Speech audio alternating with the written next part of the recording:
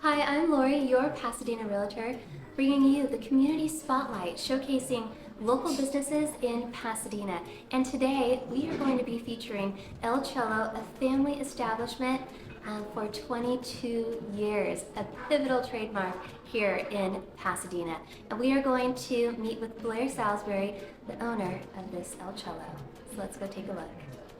We are here with Blair Salisbury, and he is the owner of this wonderful family establishment of El Cholo. So, Blair, thank you, and please tell us the history of El Cholo. Well, the entire history of the family, we're coming our 100th anniversary. 1923, my great-grandparents opened a restaurant called Sonora Cafe in Los Angeles. They migrated from Sonora, Mexico.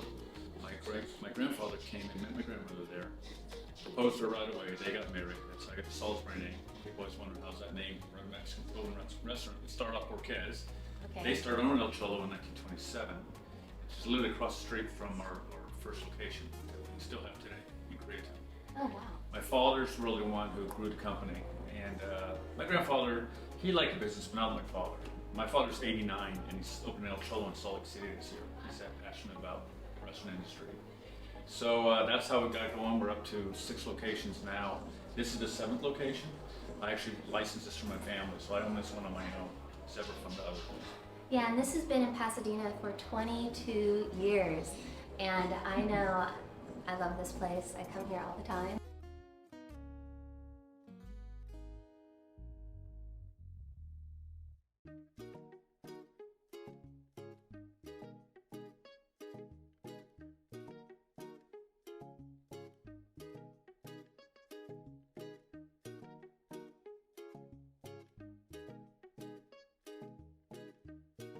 So what is your favorite dish? Gosh.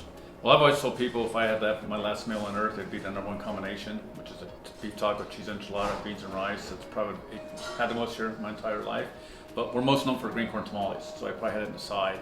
That's my great grandmother's recipe. She migrated from Sonora, Mexico to Arizona, and then to LA. While in Arizona, she learned this recipe. It's fresh corn, cut off the cob, steamed its own husk with green chili and cheese.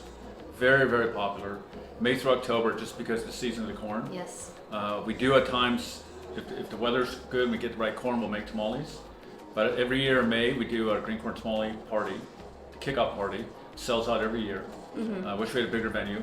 And then at the end of October, we always get my regulars that call, at least a dozen people that want to buy 200-300 tamales to freeze to go. Great. Yeah, I love tamales. Yeah, very, very, very popular. During the holidays. On the alcohol side, we introduced margarita in 1967. We're probably one of the only restaurants that had a margarita. Nowadays, you can go Chili's, yeah, everybody has Applebee's, margaritas. everybody. Yeah.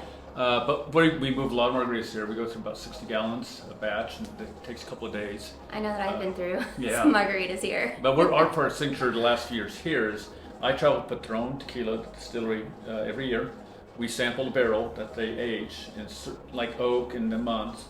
We pick a flavor profile that we like, and then they bottle it for us. So the bottle actually on the side says El Cholo Pasadena. You can't buy it in the store. Oh wow! We've gone through 13 barrels here in 6 years.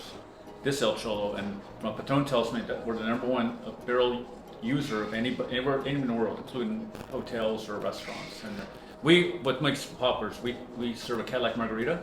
We float the Patron on top of the Cadillac. Oh, sweet! That's my favorite margarita. Yeah. Oh yeah. Is the Cadillac with Patron.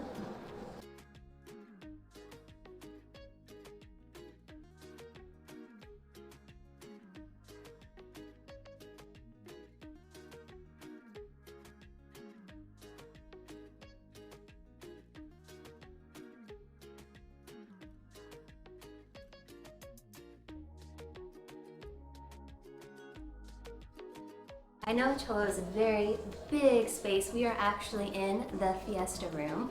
And what events do we have coming up that your establishment can really support our community? Well, ironically, this year's going to be our 100th anniversary coming up. There's a lot we're still in the works. My father's planning. It's going to be his 90th birthday, so that'll be exciting to see him do this. We're going to be doing a lot in conjunction with the little Cholos. I know he wants to raise $1 million for Children's Hospital. Nice. He's got several ways. We're working on details where we give away nacho cards. where people can buy the nacho card and get free nachos here, like the appetizer for entree, and then the money can go straight to Children's Hospital. But he'll do other fundraisers too. We used to do called enchilada nights, and we take 4 or 5 local charities, and we basically say, here, we're gonna give you the place, and here's what we think you charge. Like if we did a private event here, then you can do your fundraising, and you sell tickets, and we usually, like in our case here, we take the main patio, which holds up to 100 guests. Okay. We're gonna do that several months out of this year. I have a couple of my pet charities that I'm on the board or involved with that will probably get first run, but Great. that's that, and then throughout the year, just a lot of different events every week. We're going to deal with some of our vendors, like our tequila vendors, are offering free trips to Mexico.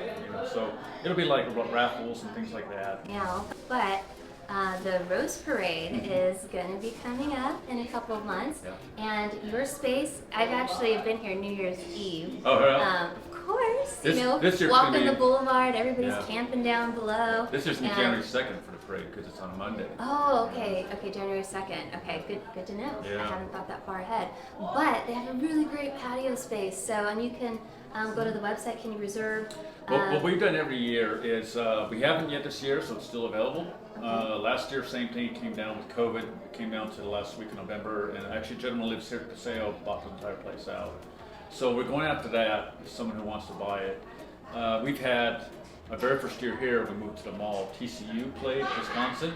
A very close friend of mine played baseball at TCU. I showed him that you ride above Colorado Boulevard and bring out your wife and kids. You can watch the parade. He called me 5 minutes later and he said, how big's your El Cholo? I said, we hold about 400. If you're friendly group, 425.